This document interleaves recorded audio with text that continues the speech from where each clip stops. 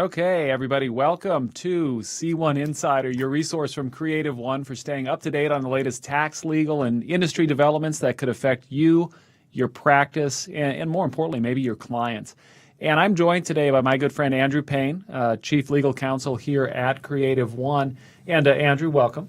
Good to be here, Dennis. Always glad to have you here. So today we're going to talk about a topic that is near and dear to kind of both of our hearts. We've talked a lot about it over the last months, year, 2 years here now, recently. Really when it started to come out. And that's the Department of Labor fiduciary rule. And well, near and dear. I don't know if that's the word I would use to describe the fiduciary rule, but it is something that we've become intimately familiar with and have monitored over the past 2 years, and really monitoring, up to the minute with changes happening. And I hope today we can kind of clear some things up and let everybody know where we are, where we're going, and hopefully, what to keep an eye out for. Kind of a State of the Union. Still a little bit of the State of the Union, just kind of like where we are. This is an important issue. Probably, some folks are thinking about it every day, how it's going to affect my practice. Some folks maybe aren't caught up on where we are. So maybe we're going to try to get everybody caught up and really get you to keep an eye on what's going to go forward and how that's going to affect you. Okay, absolutely. Well, why don't we start there? Before we go into what's going on, current events with the Department of Labor fiduciary rule, maybe we should take a step back. So if we were to walk through a timeline for anyone who's not up to date on the DOL fiduciary rule, do you want to give a 30-second? I'm going to put you on the spot. You want to give a 30-second run through? I don't know if I can do it in 30 seconds, but I'll be as brief as possible. This rule, was initially published as a final rule back in April of 2016. And, it gave us a year to get ready for it. And so we spent all this time between April 2016, really trying to figure out, how do we fit into this? What are we supposed to do? And then the election happens. It's maybe a surprise to some folks.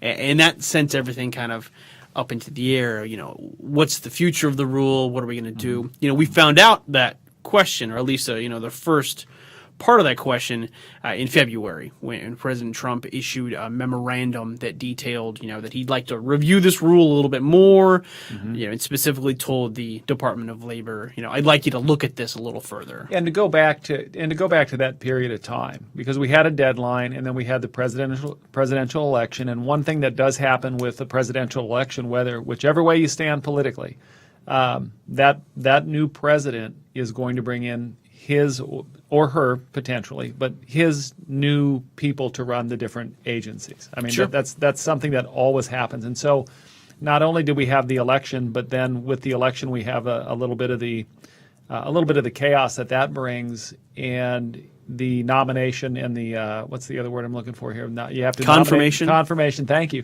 So you've got to nominate somebody. You've got to get them confirmed. And so we've got a major rule going into effect that affects our industry dramatically.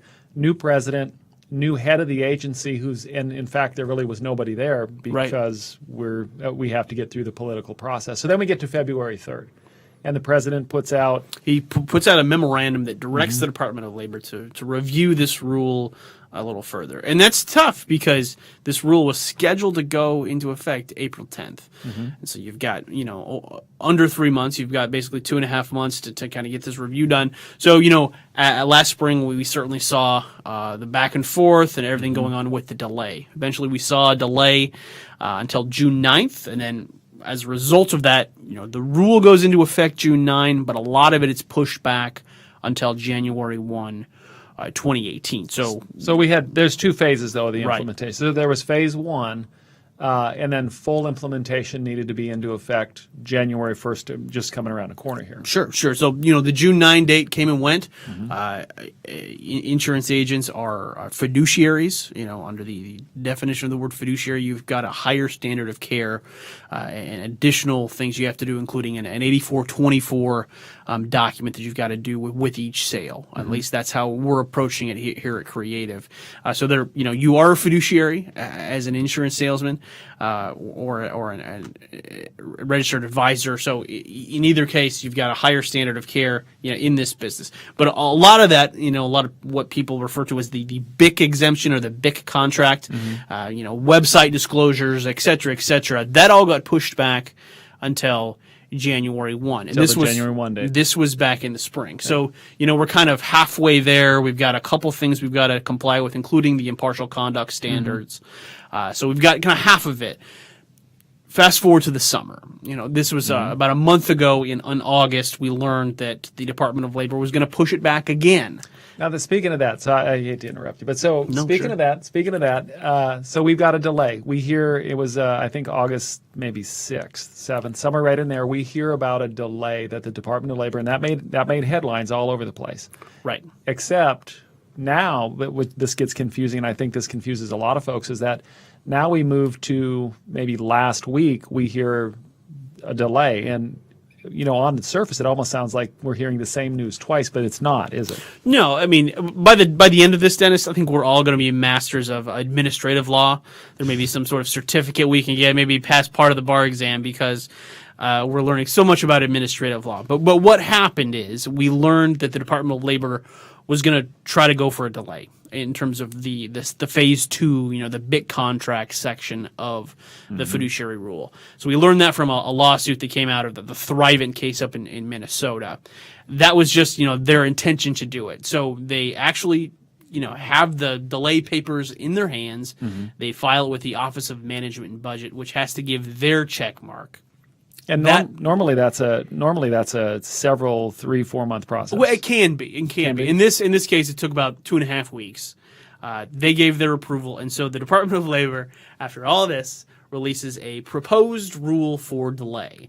And under this proposed rule, it would delay the second half of that, the phase 2 of the implementation date, back to July 1, 2019. And that's the full implementation.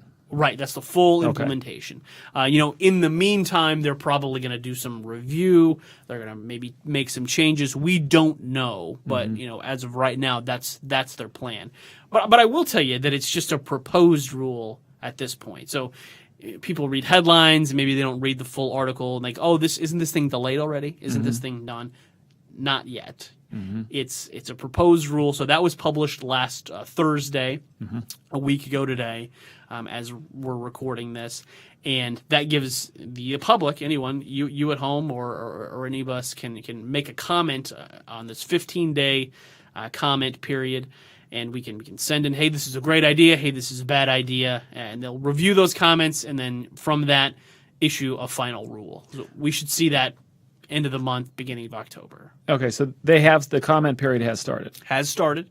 Will end a week from tomorrow. That's September 15th. Okay. So just to be clear, a couple things just to make sure that we're all on the same page. One, the DOL fiduciary rule deals with qualified money. That's right. Qualified money.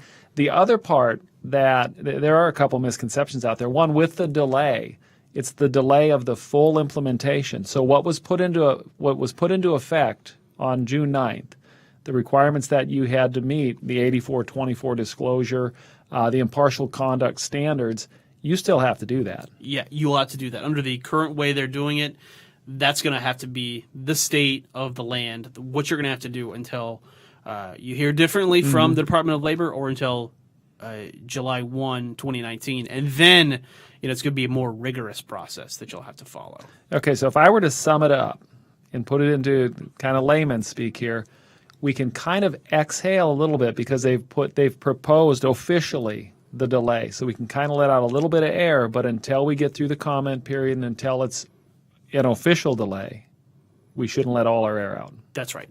That's right. It's not 90. It's 99% the way there, but they've got to go through the process of going through the comment period and publishing the final rule. But they certainly indicated what they want to do. They want to get this thing delayed until July 1, 2019. If they have their way, that's what's going to happen. But they've got to go through that process, and we've got to be looking for that final rule.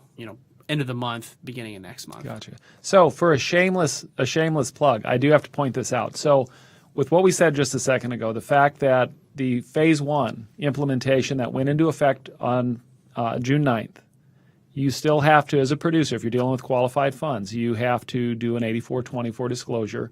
You've got to adhere to the impartial conduct standards. And inside there, one of the key things that you're going to have to do is you're going to have to document. Right. And Document's key. Yeah. This is a CYA business now. Documentation is key.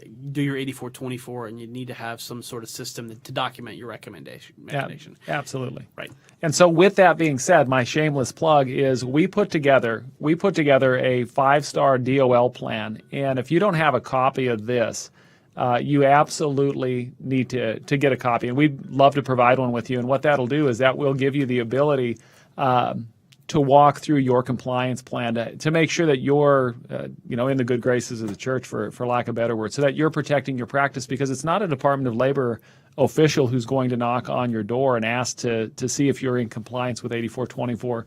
If you have been acting in the best interest of your client with the impartial conduct standard, it's going to be a plaintiff's attorney. It's going to say, hey, yep, you screwed all this up. What happened? We'll see you in court. If you've got all your documents ready, if you have everything ready to go, you should, be in a good position to defend yourself. Yeah. So make sure that is a key thing. Make sure that you're continuing to practice the business. People that we work with in this industry are good people that do things the right way. We just need to make sure, you need to make sure that you're documenting it correctly, that you're making sure that you're dotting I's, crossing T's, because somebody's going to look over your shoulder eventually. So the way it stands now, kind of until we hear otherwise, it is an 8424 impartial conduct. Phase one is still there. Right. We just don't know yet how long phase 2, from what all indications, July 1st of 2019. Yeah, and stay tuned on whether that changes or whether anything happens with that. But, the Department of Labor has certainly telegraphed, this is what we want to do. We want to get input from the public on whether a delay until July 1, 2019 is appropriate. We're going to consider that, and then we're going to issue a final rule here shortly. So we'll know soon, but we certainly know what they want to do. Well, let's go a different direction just for a second then. So last fall and last year, there were a lot of lawsuits that were out there, maybe 5 or 6, and a couple of them got consolidated. And I know from reading the news that we are now in they've gone to the appeals process. So they went through the first phase, judgments were issued, and then they were appealed. Can you give us a quick run through of what's going on out there and what we should maybe keep an eye out there on? Sure. If you're a real fiduciary rule nerd and you really want to be up to date, something you should be, checking your Google alerts for, or checking every day, is for the ruling from the Fifth Circuit. This is a hearing that was held last month in New Orleans, actually end of July in New Orleans. We'll probably get a decision come down fairly soon. Some people are predicting in the next couple of weeks. Some people are predicting sometime this fall. And that could have a dramatic impact on the fiduciary rule and its, its existence. I mean, that court could strike the whole thing down. We don't know for sure, but a lot of people are optimistic about that in terms of an outcome. So something to keep an eye out is that Fifth Circuit, and there are a couple others. There's a 10th Circuit case, there's a D.C. Circuit case that are coming up that we'll certainly keep an eye on that could make some changes, and those will happen later on in the fall and into next year. But certainly as of right now, that Fifth Circuit case, the Chamber of Commerce case that happened down in Louisiana, is the big one we need to be paying attention to. Just to throw it a different direction then, any wild cards? I'm sure that there's legislation that could happen, which would be, in today's political environment, probably, it seems hard to pass anything. Right. I wouldn't bank on legislation. There are politicians who are out there giving speeches saying this is, something we have to take care of, we have to change, we have to modify, we have to get rid of, we have to do it now. But there's been no significant movement or no real movement, specifically on the Senate side, for that to happen. So we wouldn't be banking on that. In terms of if there's going to be a change to this rule, one way or the other, or if it's going to remain the same, we're probably going to know that either from the Department of Labor itself making changes or from these court cases. So those are the two big things. Legislatively, wild card, maybe that'll happen, but wouldn't spend too much time thinking about that. Okay, so let's let's sum it up then. So key things here that you as a producer, that you do need to know, and that is that, one, you still have to adhere to the requirements that were set forth in phase 1. I really want to stress that, because I've talked to some folks that said, well, they delayed everything, and it's like, no, they did not delay everything. They delayed phase 2 has been delayed or proposed to be delayed. 99% possibility that it'll go through as is, but the key thing is that phase 1 is still there. So that means 8424 world. That means impartial conduct standards. That means, and this is something you've probably already been doing this whole time, but if you haven't been, document, document, document. We have resources for you. I brought a copy with me of our 5-star DOL plan that if you don't have a copy, let me know. I will get a copy in your hand. Talk to your sales team here at CreativeOne. We'll get you a copy. Make sure that you're not running any disruptions with your practice. But again, phase 1, not delayed. Phase 2 is delayed. I'm sorry, phase 2 potentially. Probably will be. Probably will be. And that's the key thing. So you can stay up to date. That's the other thing is, stay informed, stay up to date.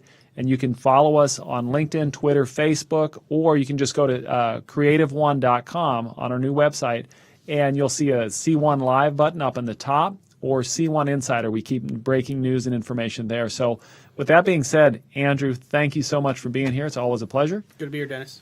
And with that being said, we wish you a happy rest of your day.